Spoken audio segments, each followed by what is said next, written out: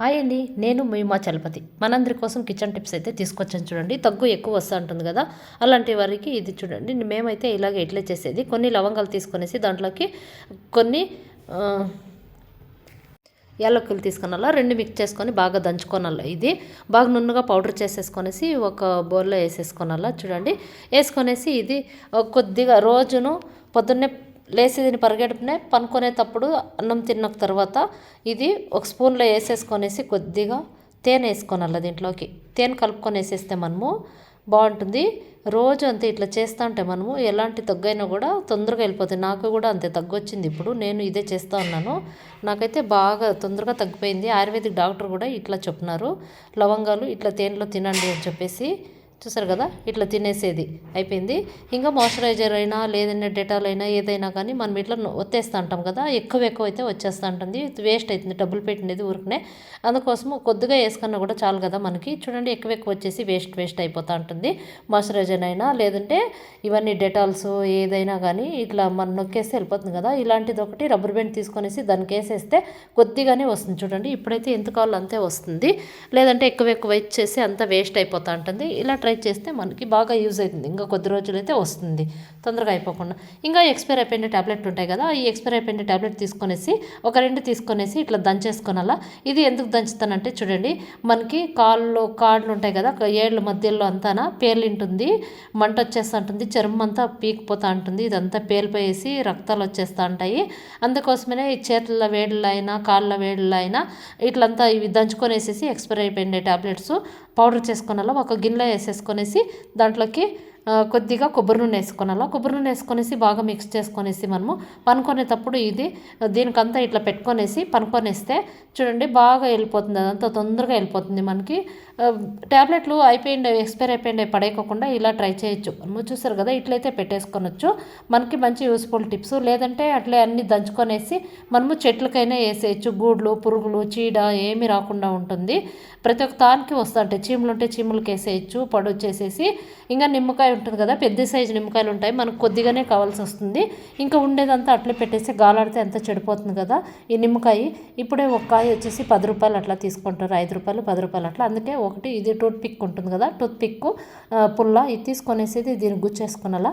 గుచ్చుకొనేసేసి దీన్ని మనం రసం పిండుకొనేసి తర్వాత ఈ చిన్న ఉప్పుని కూడా పెద్ద ఉప్పుకి ఇట్లా పెట్టేస్తే మనకి ఎప్పుడు కావాలో అప్పుడైతే యూజ్ అవుతుంది. మనం అట్లా పెడితే పడుతుంది. ఇంకా ఇలాంటి టేప్ ఉంటుంది కదా, ఈ టేప్ వచ్చేసి చూడండి, ఇది ఎక్కడుందో ఓపెన్ తెలియదు, తీయాలంటే ఇబ్బంది పడతాను. కొద్దిగా చాకు తీసుకొనేసి దీన్ని అయితే ఇట్లా ఓపెన్ చేసేస్తా ఉన్నాను, నాకు ఇది దొరకలేదు. అందుకోసమే దీన్ని ఇట్లా సరికి మనం కట్ చేస్తా అంటే టేప్ పాడవుతుంది కదా, అందుకోసమే ఇట్లా ఒక పుల్లు తీసుకునాలా, దానికి వేసుకోవాలి. ఈ చాకు చూడండి బాగా కట్ అవుతుంది, ఇది పడేయాలంటే ఇష్టం కాదు. ఇవన్నీ స్క్రూలు వెళ్ళిపోయినాయి, ఇది ఓపెన్ అయిపోతుంది. ఇట్లా పడేస్తే ఎట్లా అని చెప్పేసి బయట తీసుకుపోయినా కానీ రిపేర్ చేసి ఇచ్చేకి ఏం బాగుంటుంది అని చెప్పేసి టేప్ తీసుకొనేసి మనము ఇట్లా టేప్ తీసుకొనేసి దేనికైతే నీట్గా చుట్టేయచ్చు, టైట్గా ఉంటుంది, మనకి బాగుంటుంది. చూడండి, ఇట్లా బాగా చుట్టేసుకొనేస్తే దీనికి అంతా ఇళ్ళకి చుట్టుకొనేస్తే బాగా టైట్గా ఉంటుంది, మనకి కట్ చేసేకి కూడా యూజ్ అవుతుంది. బాగుండే చాకు ఎందుకు పరేయాలని చెప్పేసి ఇట్లా అయితే మనం యూజ్ చేసేసుకోవచ్చు. చూడండి, చాలా రోజులతో నుంచి దీన్ని అయితే పక్కన పడేస్తున్నాను నేను. ఇదంతా స్క్రూ వెళ్ళిపోయిండాయి,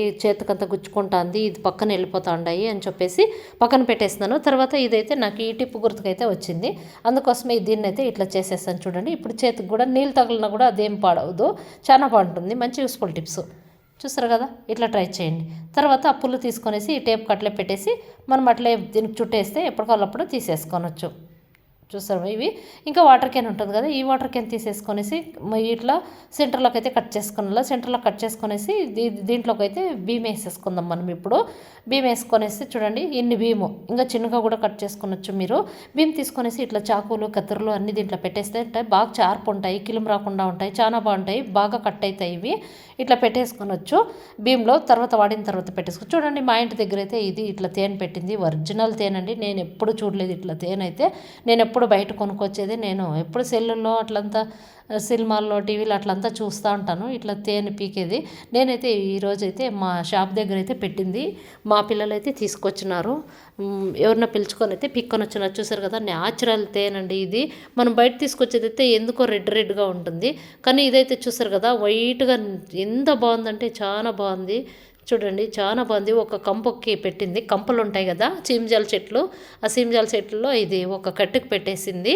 ఇదైతే ఎంత బాగుందంటే చాలా బాగుంది. ఇది ఒరిజినల్, మనం బయట తెచ్చేదానికి దీనికి చాలా తేడా ఉంది.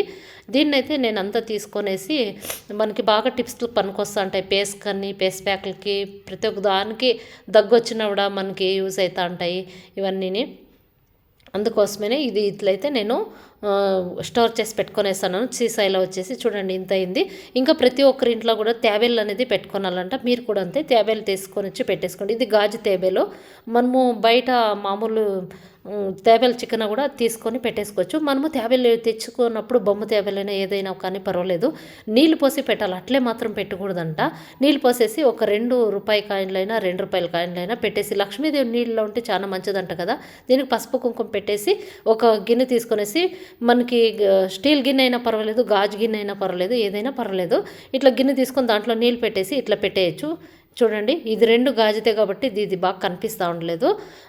వేరే స్టీల్ దాంట్లో అయినా కూడా దేవుని గుడిలో అయితే పెట్టేసేయాల. ఇది ఎప్పుడు అంతే నీళ్ళు చెల్లేసి పెట్టేస్తుండాల.